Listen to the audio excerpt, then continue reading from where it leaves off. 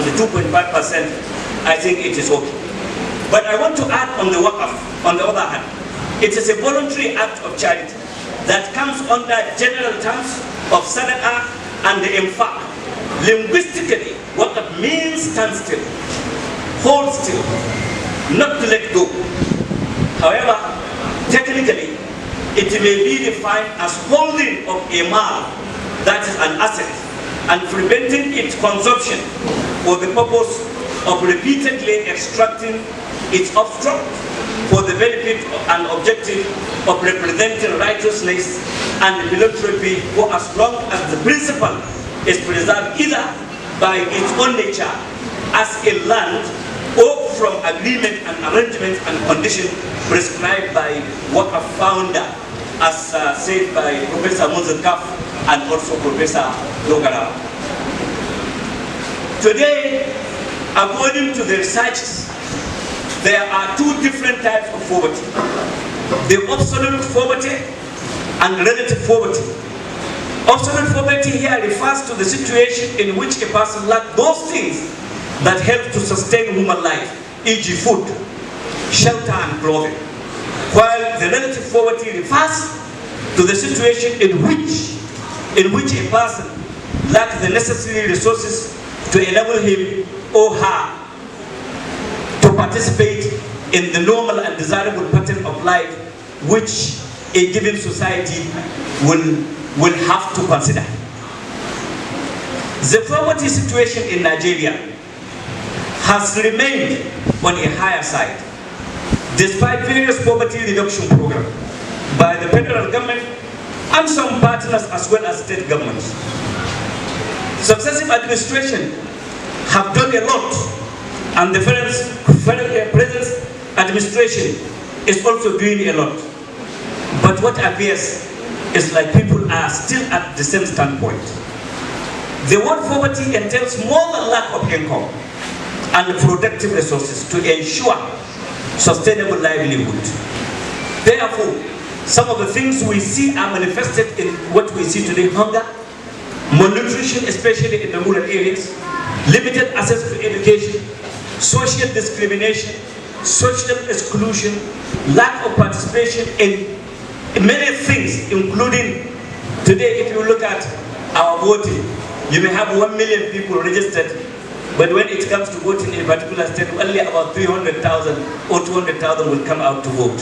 Something is very wrong. According to history, in 2015, more than 736 million people live below the international poverty line, around 10% of the world population.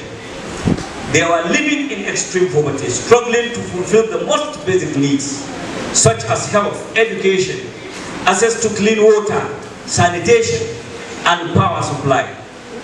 But I want to tell you, when WAQF and Zakat are embraced to a larger extent, the world will have a solution of the aforementioned. In the WAQF sector, I want to specifically mention that it has taken a very serious dimension in the history, especially in taking care of health and education of all the governments where the people live, whether they are Muslims or they are Christians, and it has helped in the social development of that society.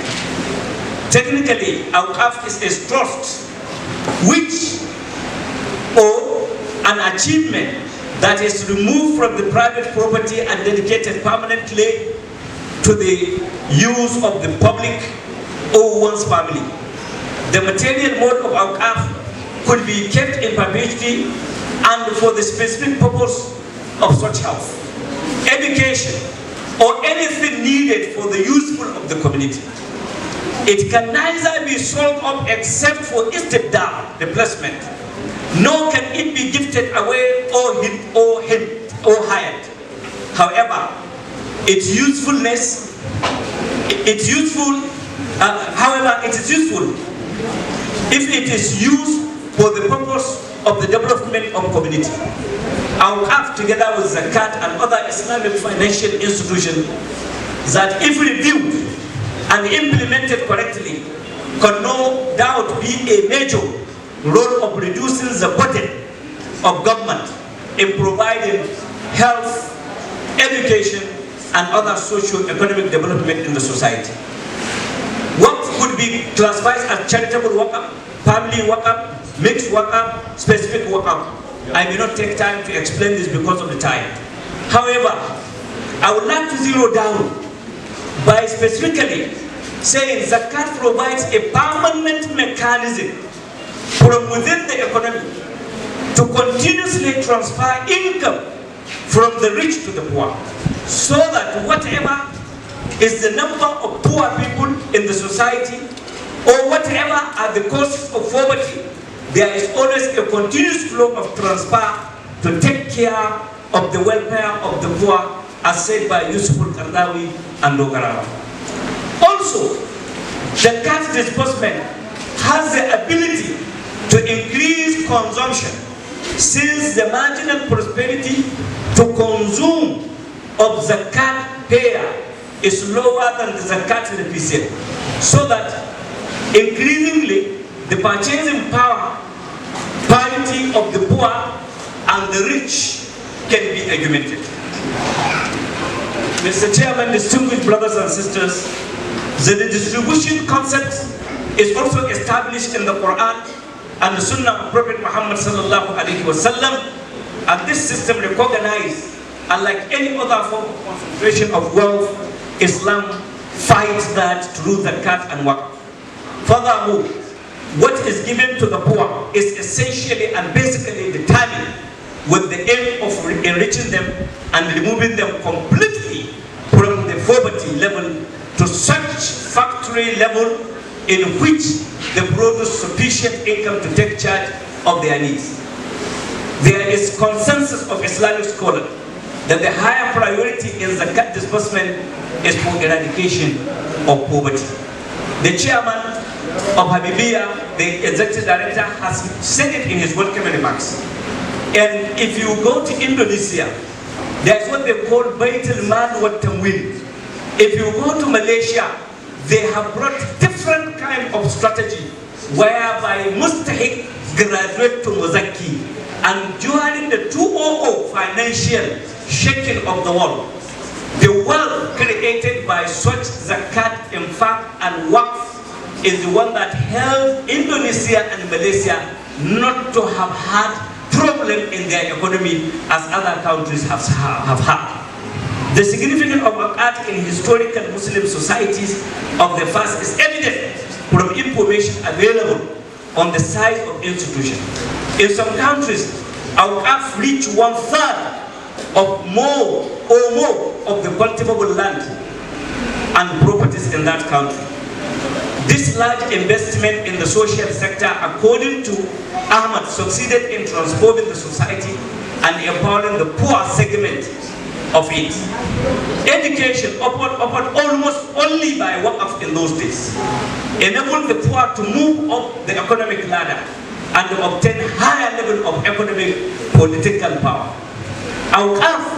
WAQF were the sources of financing the building and maintenance of mosques and the universities, such as the Great Mosque, which played an important role of spreading the civilization.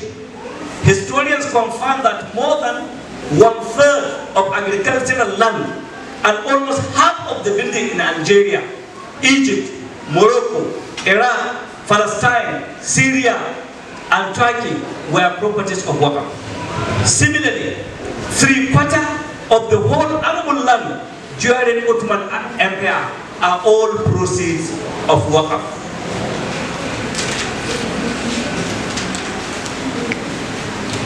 Now, before I conclude the need for establishing zakat and WAQF institution, the role of government with regards to the collaboration and distribution of zakat is vital.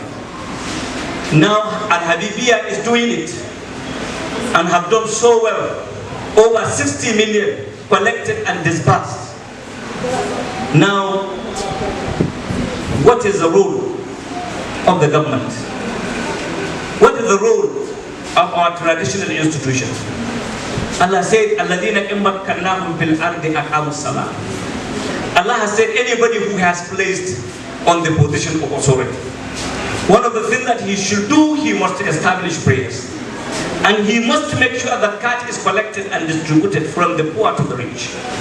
Any leader who has failed to do this, Allah will ask him on Yawm al-Qiyamah. Therefore, it is very important that it has been in the history and the Islamic history that the issue of zakat should not be left to individual. Government must come in to provide the regulatory and support services to help people attain that third pillar of Islam. Besides government zakat, it is also suggested that institutions should come up and also establish WAQF benches or WAQF properties. Similarly, in contemporary society, Islamic NGOs like AL-HABIBIYYAH needs to really come up, as well as our emirate councils, to champion the need for the establishment of Bible, zakat and waqf institutions that will help in creating peaceful atmosphere, because Allah will be pleased with what we are doing, and Allah will please us. Allah will forgive us, Allah will give us rest, and Allah will give us love among ourselves, and will give us peace and tranquility. To a large extent, this could be seen currently.